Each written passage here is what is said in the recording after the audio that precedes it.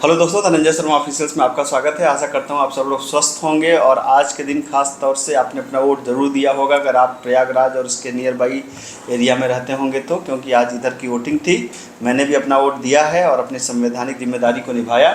आशा करता हूँ कि आपने भी अपना वोट दिया होगा अगर आप वैलिड वोटर होंगे तो। आज का जो हमारा डिस्कशन का विषय है बहुत ही इंपॉर्टेंट डिस्कशन का विषय है और ये डिस्कशन का विषय ये है कि सॉलिड नॉलेज वर्सेस फटाफट नॉलेज।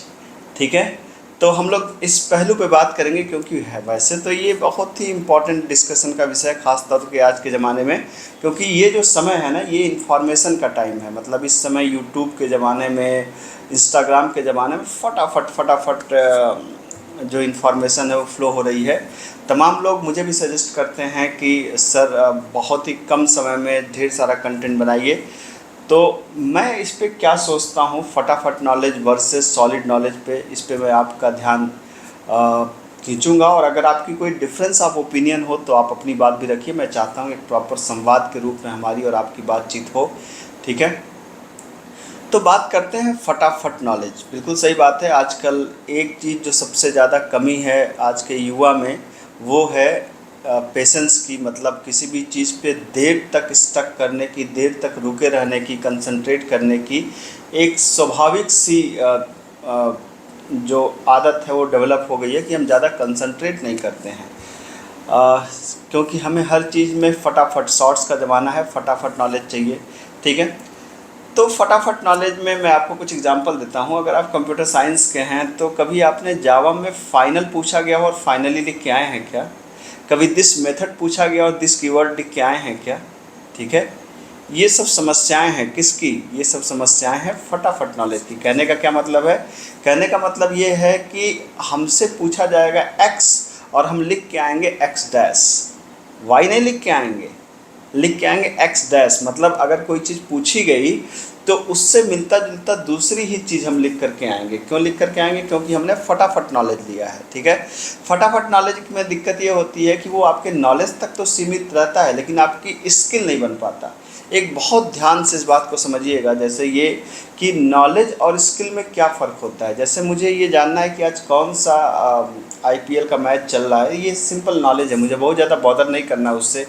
मैं देखता हूँ कि कोहली कैसे खेल रहे हैं, उनका ऑफ ड्राइव कैसे है, वो शॉट कैसे मार रहे हैं, ये सिंपल मैं नॉलेज के लिए देख सकता हूँ, मुझे अच्छा लगता है देखना, मैं देख सकता हूँ।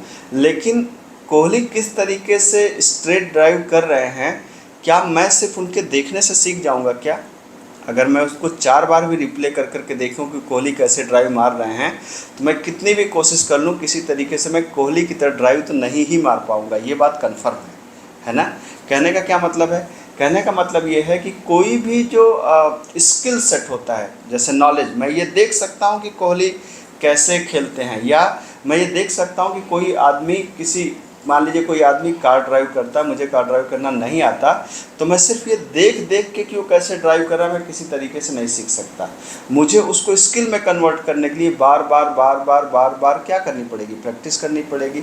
तो फटाफट नॉलेज की समस्याएं ये है कि फटाफट नॉलेज तक तो सीमित होता है कि भाई हाँ ठीक है कि आपको वो चीज़ आ गई, कुछ समय तक हो सकता है कि याद रखें, लेकिन वो आपकी स्किल कभी नहीं बन पाएगी। ठीक है, मुझे अच्छे से याद पड़ता है कि अगर मुझे भी कोई चीज़ कभी पढ़नी होती है तो ज़्यादातर मैं लॉन्ग वीडियोस को देखता हूँ, स्टेप बाय स्टेप पढ़ता हूँ, उसको करता हूँ।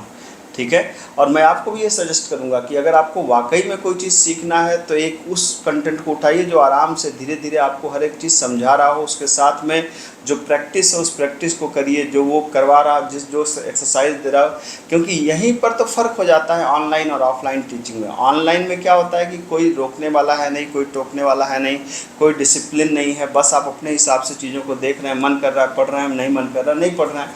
ऑफलाइन में ऐसा नहीं होता, सामने टीचर होता है, कई बार टीचर से डर के, कई बार रिस्पेक्ट में, कई बार मोटिवेशन में हम उन चीज़ों को करते हैं, पढ़ते हैं और फिर हमारे स्किल में कन्वर्ट हो जाता है। क्योंकि अगर मान लीजिए कि आप कोई एक कंसेप्ट को आपने देखा, फटाफट देख लिया, हो सकता है कि तुरंत आपके समझ में आ गया हो। कई बार क्या होता है, जब टीचर क्लास में पढ़ाता है तो वो कंसेप्ट तो आपको कई बार समझ में आ जाता है, लेकिन जब एग्ज़ाम में लिखना होता है तो भूल जाता है क्यों?